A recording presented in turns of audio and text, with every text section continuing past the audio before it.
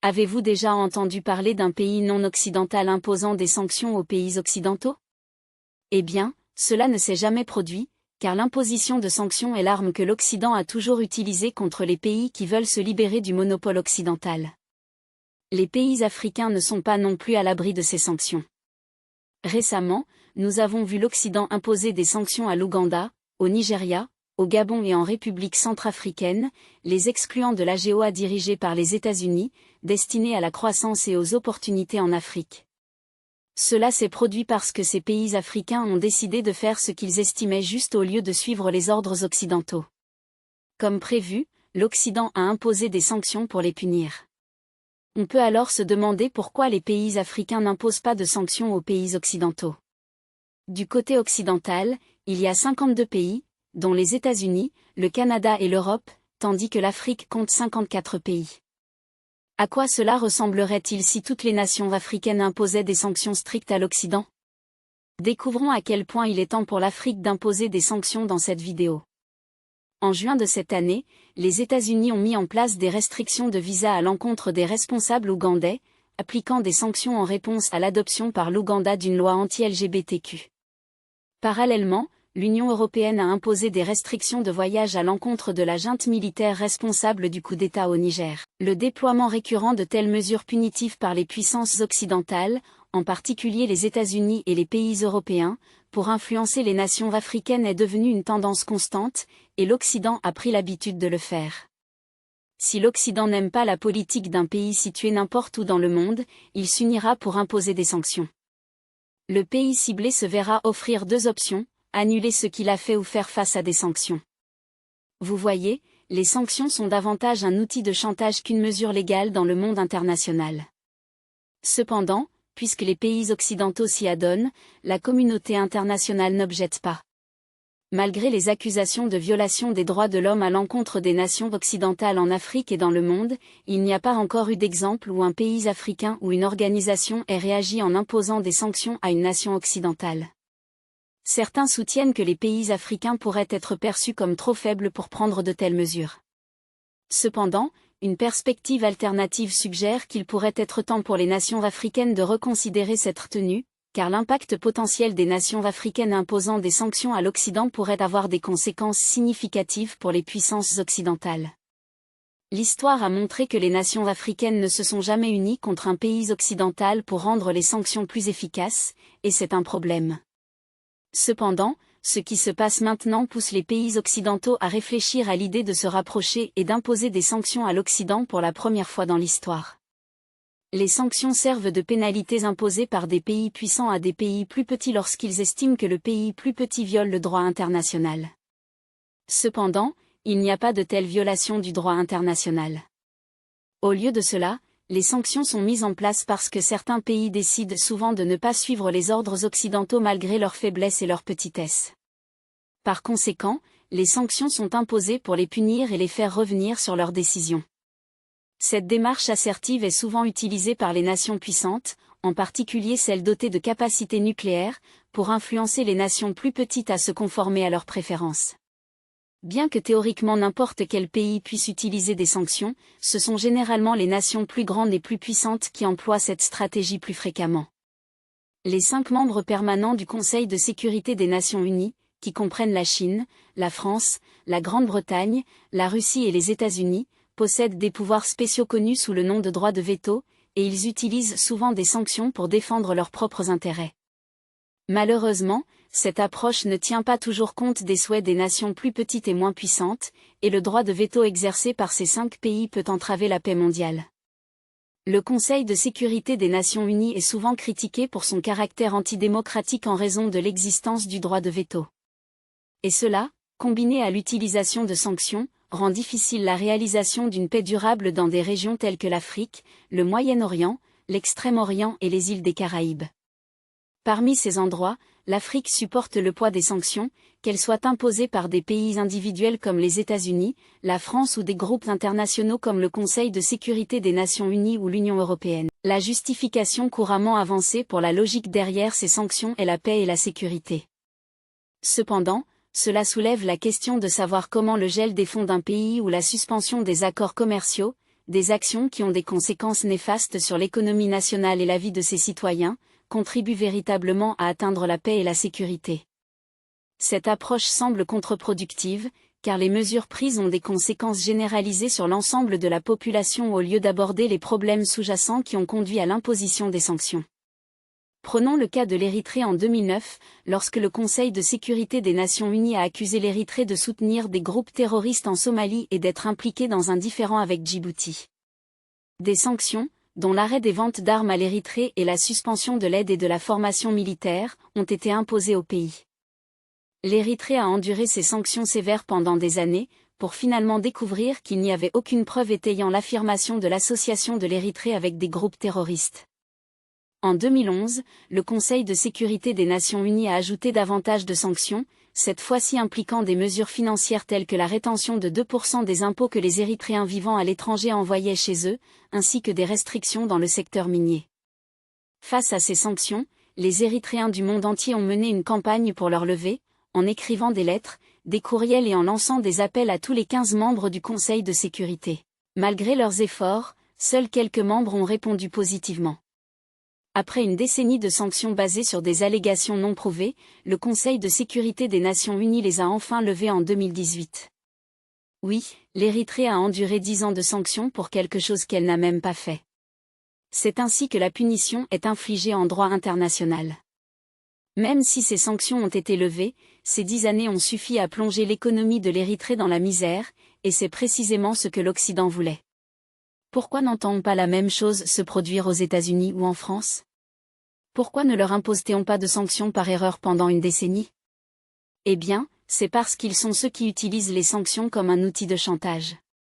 Le problème est qu'actuellement, l'Occident utilise des organisations africaines pour imposer des sanctions aux pays africains qui vont à l'encontre de l'Occident. Des organisations comme la CEDEAO deviennent un outil occidental, permettant éventuellement aux puissances étrangères d'interférer dans les affaires du continent.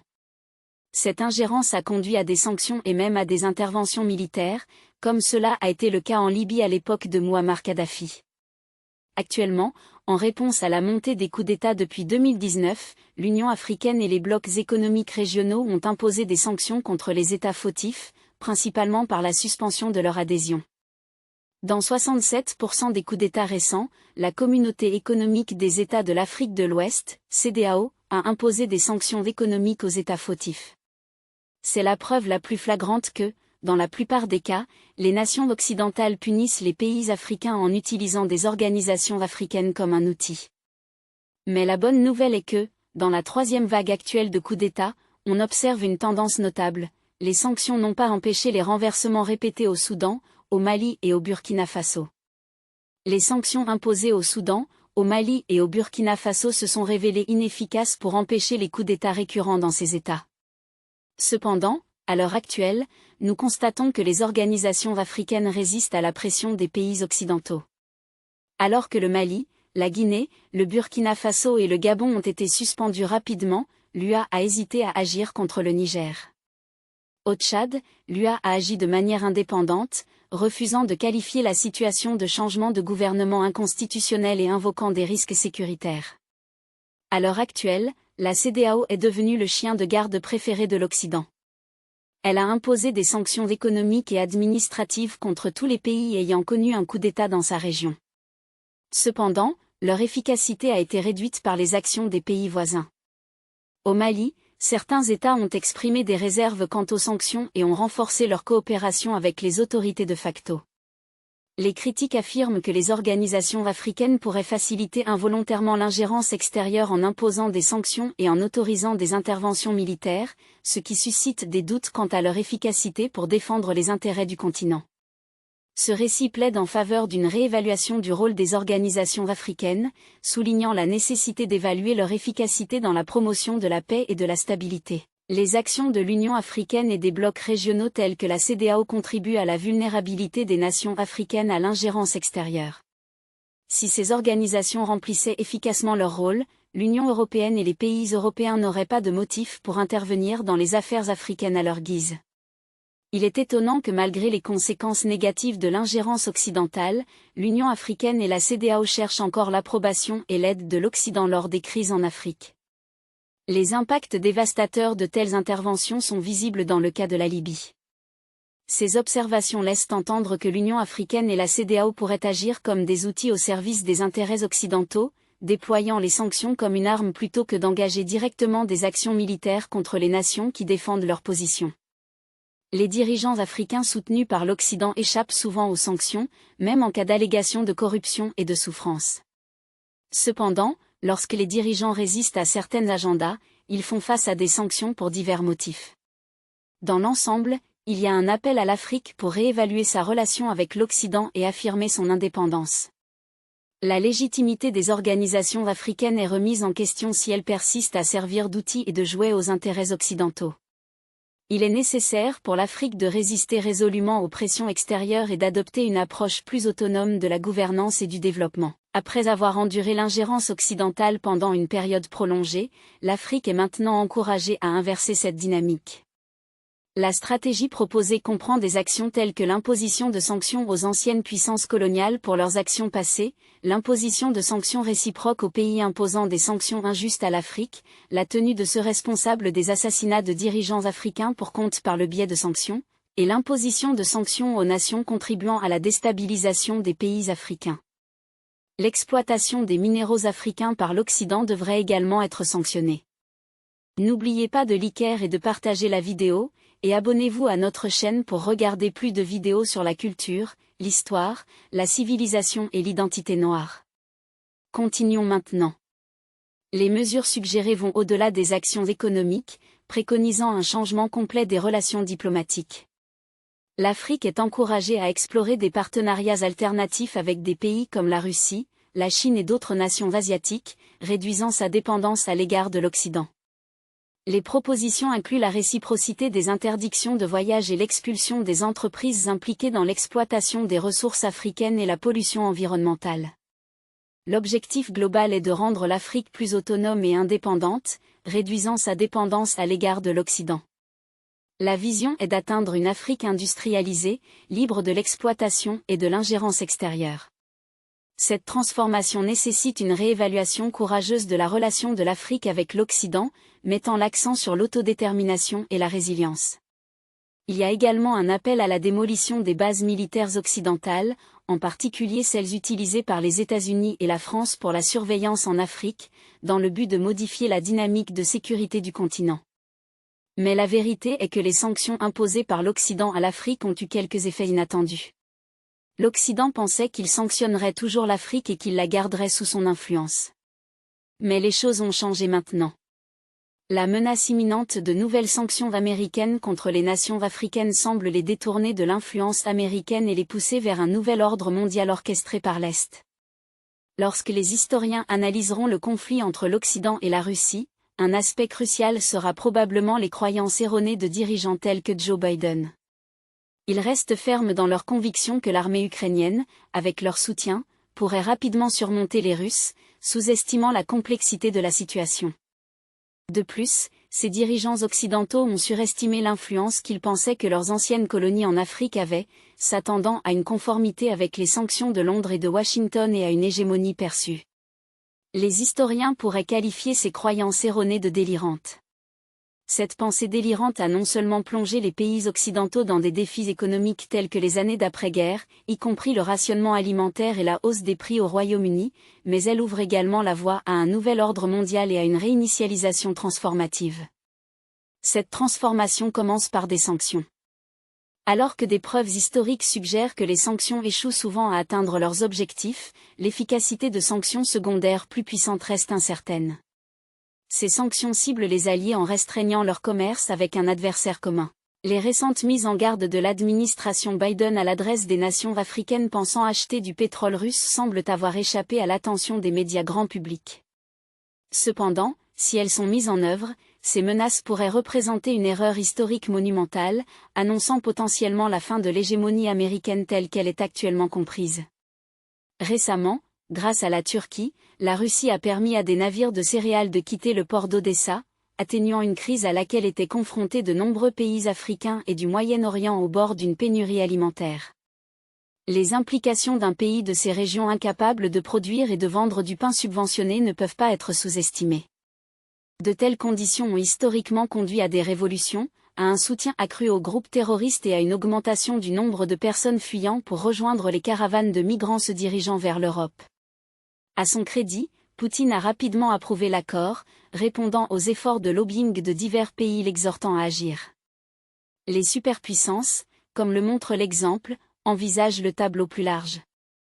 L'Europe en particulier, toujours reconnaissante à Poutine et au président Erdogan d'avoir évité une crise alimentaire potentielle résultant de la pénurie de blé dans la région. Cependant, il n'y a aucun sentiment de gratitude ou de bonne volonté, qui aurait pu poser les bases pour faire progresser ces discussions au niveau suivant. De plus, nous avons vu Linda Thomas-Greenfield, l'ambassadrice des États-Unis auprès des Nations Unies, proférer une menace assez claire à l'encontre de tout pays africain qui envisageait d'acheter du pétrole russe alors qu'elle se trouvait à Accra, au Ghana. Il semble qu'Amérique et l'Occident dans leur ensemble aient surestimé leurs mains. Les véritables répercussions seront ressenties par l'Occident. Encore une fois, la miscalculation de Biden, un thème récurrent comme un disque rayé, se traduira par un retour de flamme sur l'Occident lui-même. Les pays africains pourraient trouver des moyens de dissoudre ces sanctions. On ne parle presque jamais du fait que les sanctions secondaires imposées à la Chine, à l'Inde et à quelques autres par l'administration Trump pour les empêcher d'acheter du pétrole iranien n'ont pas été maintenues par Biden. Appliquer ces sanctions pourrait s'avérer difficile. Les métaux précieux et les minéraux essentiels à la fabrication d'appareils occidentaux tels que les iPhones pourraient faire l'objet de blocages par des gouvernements africains prêts à résister au harcèlement, si ce n'est aux pratiques dépassées de Washington. Le cobalt utilisé dans la production de batteries lithium-ion pourrait également se retrouver au cœur d'un affrontement de sanctions. Si les pays l'extractant font l'objet de sanctions, leur gouvernement pourrait choisir de ne vendre qu'à lait et être bien récompensé pour un tel geste géopolitique. Cependant, la menace la plus importante provenant de la dernière erreur de Biden réside dans le long terme.